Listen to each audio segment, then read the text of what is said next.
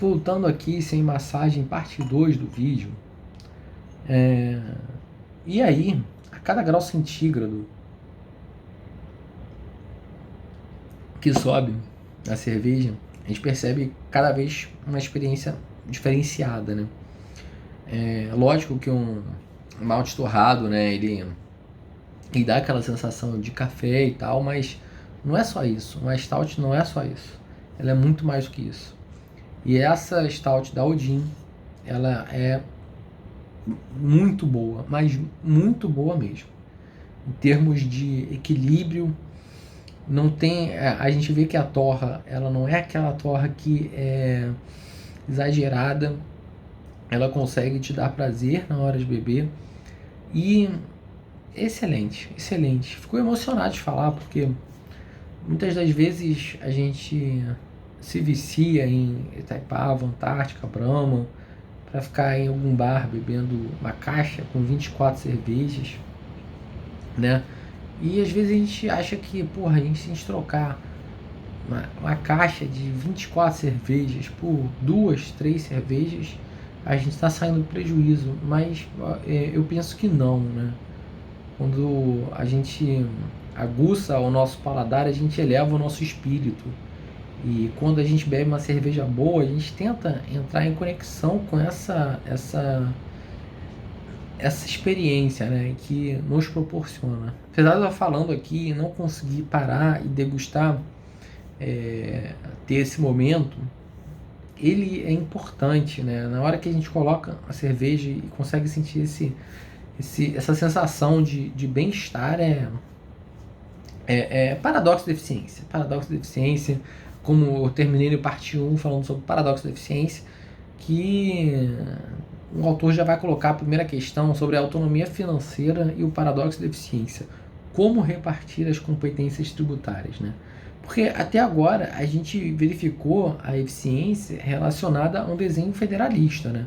Especialmente no que tange a repartição das atribuições, isso é, quais serviços públicos compete a cada ente. Educação compete a todo mundo, saneamento básico, Estado.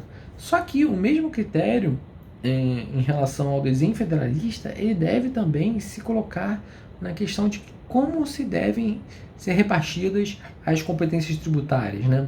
Ou seja, que impostos o Estado pode propor, que impostos o município pode impor. E Bird, outro economista, ele vai enumerar as características de um bom tributo, né? Ou seja, aquele que não é ineficiente. A gente vê aqui algumas características que, óbvio, que de forma conjunta são dificilmente conseguidas por algum tributo. Mas ele enumera algumas características que são bem interessantes de analisá-las cada uma. A primeira delas, ele fala que a base tributária deve ser pouco manipulável para que se possa garantir aos entes locais alguma autonomia na fixação de alíquotas, sem que isso cause um deslocamento de contribuinte. E onde é que a gente pode ver isso? A gente pode ver isso na Lei Complementar 116, que fixa uma alíquota mínima e uma alíquota máxima, respectivamente 2% e 5%, para o imposto sobre serviços de qualquer natureza. A gente vê que existem parâmetros, né, que vão deixar a base tributável pouco manipulável, né, mas vai permitir que os municípios fixem alguma coisa, escolha alguma determinada alíquota entre esses dois patamares, né, e que essas duas balizas, elas vão fazer com que seja evitado um deslocamento entre os contribuintes, né. Uma outra característica sobre um bom tributo é que a arrecadação desse tributo deve fazer frente às necessidades locais e ser suficientemente elástica. Isso é, se eu aumento, por exemplo, a alíquota de um tributo em 20%, eu vou ter que aumentar as despesas em 20% para puxar isso. Só que o que significa aumentar as despesas? Aqui a gente interpreta, né, que a gente aumenta as despesas boas, que são as despesas relacionadas a investimentos, né, as despesas de capital. E lógico, as despesas, às vezes as despesas correntes, lógico que evidentemente que é boa, mas na maior parte das despesas correntes, geralmente elas são elas não revertem alguma contrapartida, né? Mas nada contra se você quiser aumentar a despesa corrente, aumentando o número de funcionários públicos aí de uma repartição para que melhore a qualidade do serviço público, né? Um outro ponto do bom tributo é que as receitas tributárias devem ser estáveis ao mesmo tempo que previsíveis.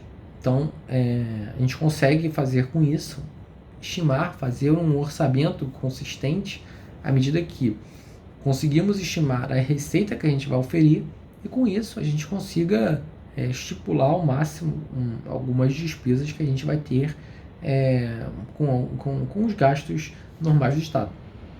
Uma outra característica do tributo é que a carga tributária deve ser percebida como razoavelmente justa pelos contribuintes. Aqui esquece, aqui não é Brasil mais. Isso aqui não é mais Brasil. Vou pular para a quinta. A quinta é que o tributo deve ser administrável, que a sua arrecadação visível aos contribuintes para que eles possam cobrar a administração no que diz respeito à sua adequada destinação. Ou seja, aqui o tributo tem que ter accountability, tem que haver uma justificação adequada para a instituição daquele tributo e o contribuinte ele tem que perceber que aquele tributo, ele, ainda que seja um imposto que não seja vinculado a nenhuma prestação estatal específica, ele tem que perceber que esteja havendo uma contrapartida ao pagar o imposto, senão fica naquela questão que a gente,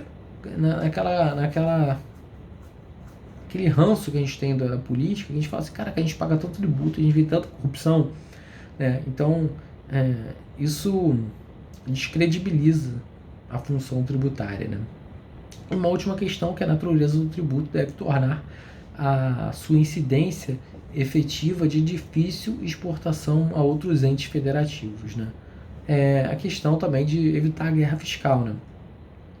Não vou colocar minha alíquota de ICMS a 17%, o camarada lá do Espírito Santo vai colocar 12%, aí a indústria vai se deslocar ao Espírito Santo justamente para ter maiores benefícios fiscais e ficar nessa guerra fiscal do ICMS que é interminável.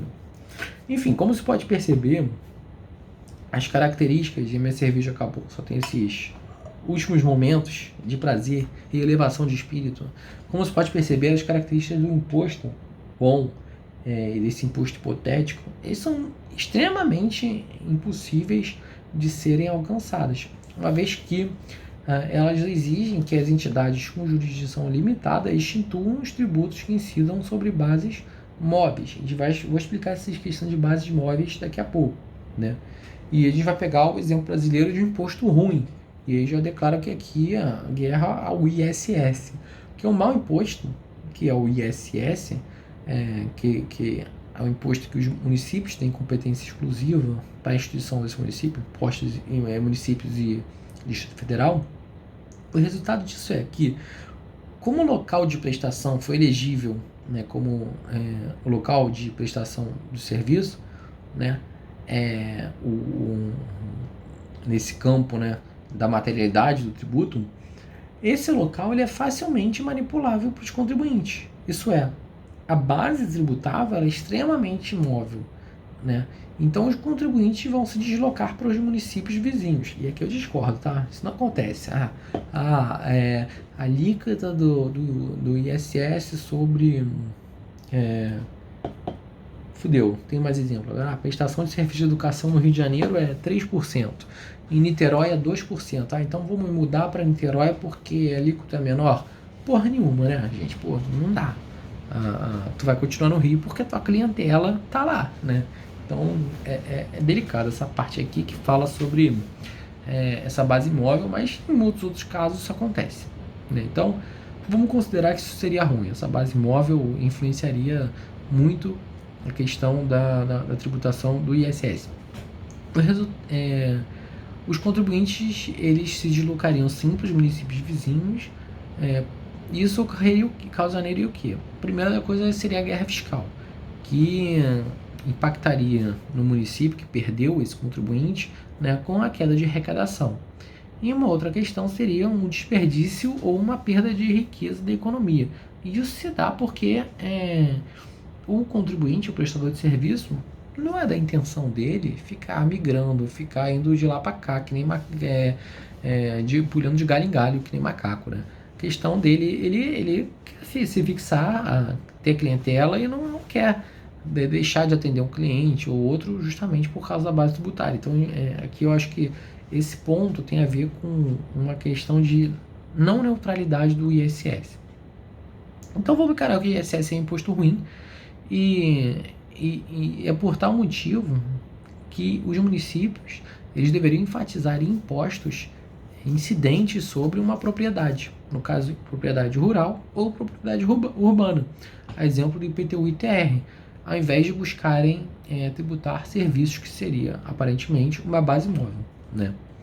Então, o paradoxo da eficiência é que, contudo,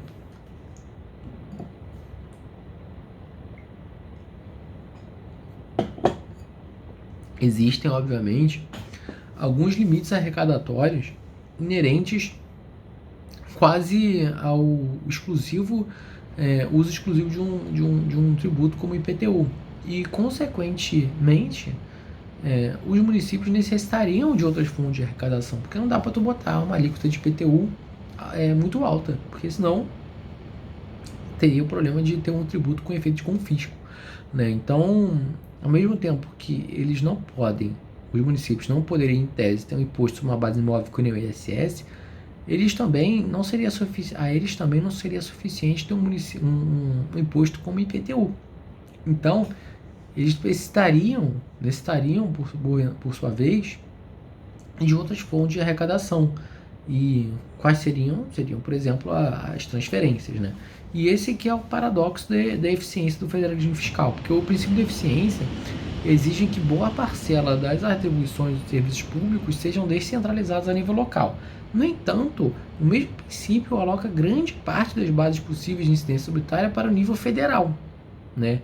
Ao mesmo tempo que coloca muita coisa para o município fazer, coloca a maior parte das receitas para a União, né? Então, o resultado é que existe uma assimetria entre as atribuições de receitas e despesas na federação, o que poderia ser corrigido por transferências voluntárias verticais ou transferências obrigatórias, seriam as transferências verticais, né? Só que, por outro lado, o princípio da eficiência ele não é o único vetor a ser levado em conta em uma estrutura descentralizada de forma uma estrutura fiscalmente de forma descentralizada fiscalmente, vamos colocar assim. Criei esse advérbio agora. Então, se parte da moldura teórica, né, até o momento, foi com base em benefícios pela descentralização, com base nos requisitos, existem perigos, sim, que a gente deve atentar no que tange a autonomia que se confere aos entes federados. Então, para compreender melhor esses perigos, é necessária aqui uma breve incursão pela teoria de escolha racional, e aqui a gente vai ver coisas interessantes sobre teoria dos jogos, do Newman, né? Então, os pressupostos das teorias de eficiência tratados até aqui é de que os indivíduos, no caso, as pessoas de direito público, União, Estados, municípios, eles agem de forma racional, maximizando a sua utilidade. Só que Elster, que é um outro economista, ele fala que agir racionalmente é fazer tão bem por si mesmo quanto se é capaz. A gente vê que existe uma perspectiva individualista aqui. Só que isso não é aplicável no mundo das finanças públicas, porque as ações elas são interdependentes, né? Isso é, elas vão ter os seus resultados de utilidade afetados por decisões tomadas por outros agentes. Então, o estudo desse tipo de situação, isto é, das interações entre decisões racionais tomadas por diferentes agentes, é a principal contribuição que a gente tem da teoria dos jogos, né, que foi desenvolvida no princípio do matemático von Neumann, exemplificada pelo dilema do prisioneiro, né? O dilema do prisioneiro é a questão da delação premiada, né?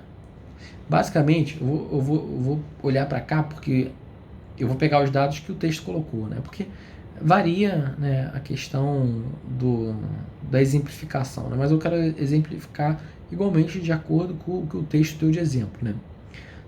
O dilema do prisioneiro, né, é o caso em que a polícia pega 2 criminosos suspeitos de um crime, né, e aí eles são colocados em celas separados, né?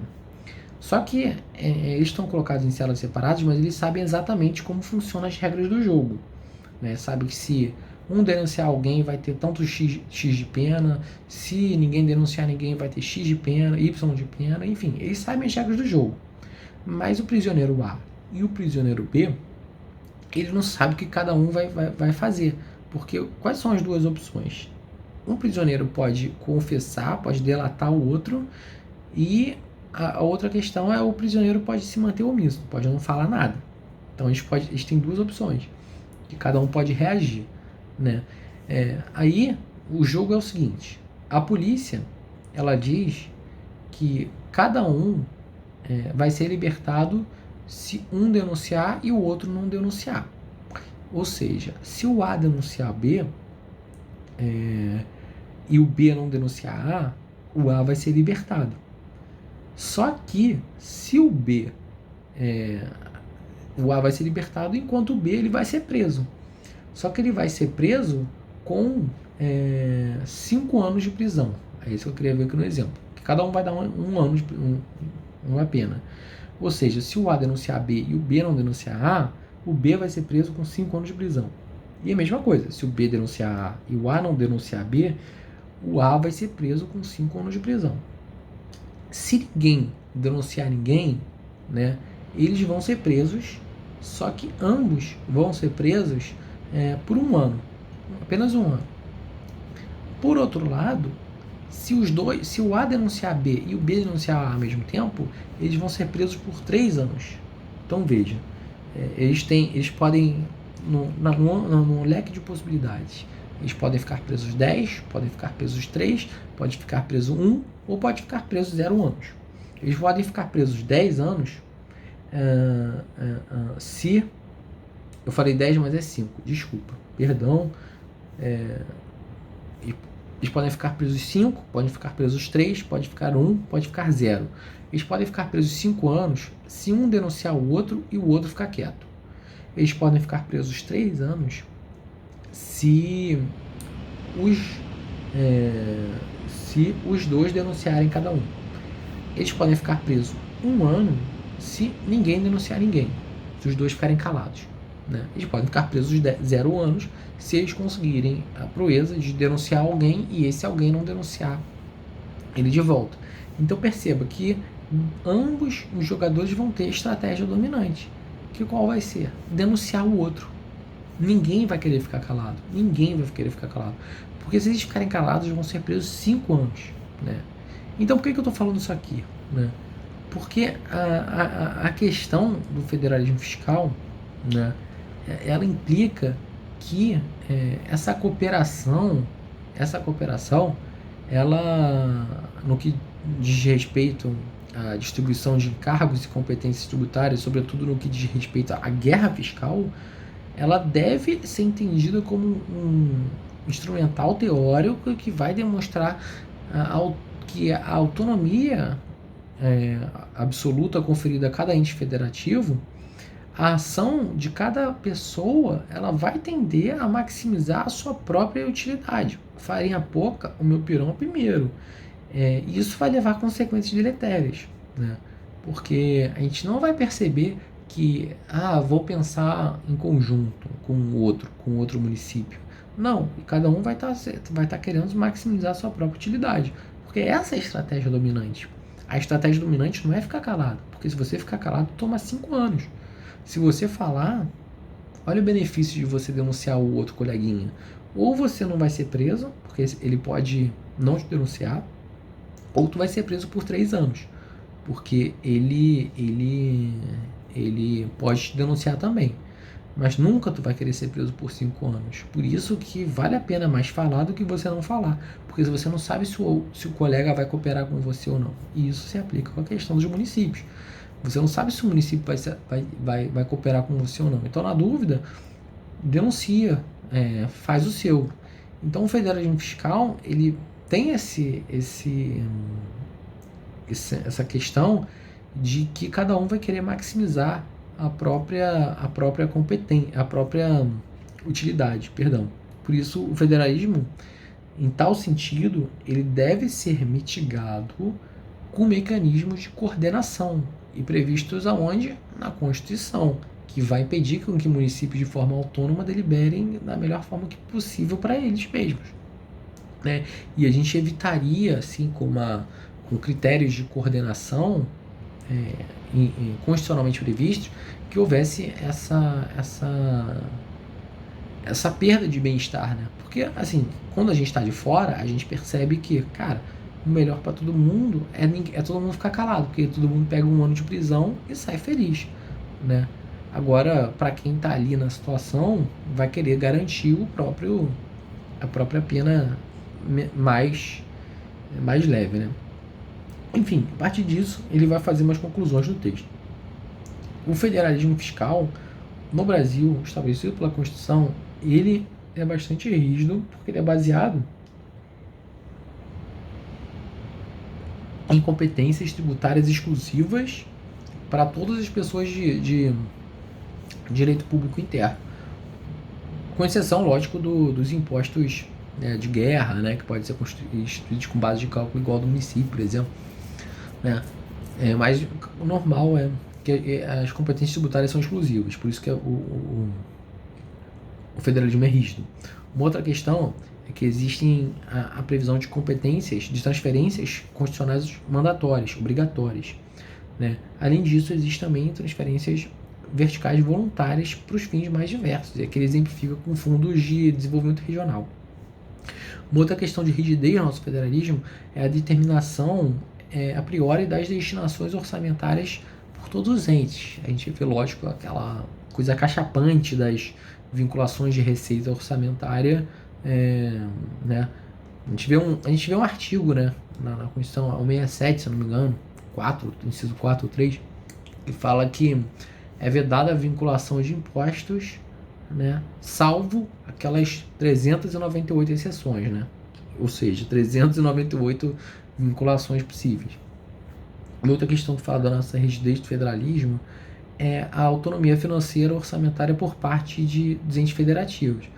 Mas isso ele coloca que é relativizada por alguns dispositivos da lei de responsabilidade fiscal, né? Então não é tão autônomo assim, porque a União, né, o Congresso, né, instituiu a lei de responsabilidade fiscal, determinando que parcela tem que ser aplicado com o máximo de despesa com pessoal, né, o máximo de despesas com serviços da dívida, com dívida consolidada, enfim.